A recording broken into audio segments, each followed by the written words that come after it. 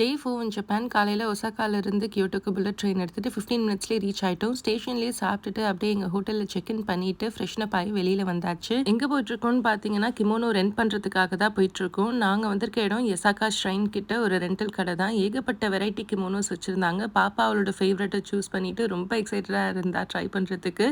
Husband நானுமே எங்களோட ஃபேவரட்டான கிமோனோவை சூஸ் பண்ணிட்டோம். ஹேருமே பார்த்தீங்கன்னா அவங்களே நம்மளுக்கு செட் பண்ணி கொடுத்துட்றாங்க அந்த பேக்கேஜ்ல. அதுக்கப்புறம் அதுக்கு தேவையான ஆக்சசரிஸ் எல்லாமே நம்ம சூஸ் பண்ணிக்கலாம். ஹேண்ட்பேக் அதுக்கப்புறம் ஷூஸுமே இதில் இன்க்ளூடட் தான்.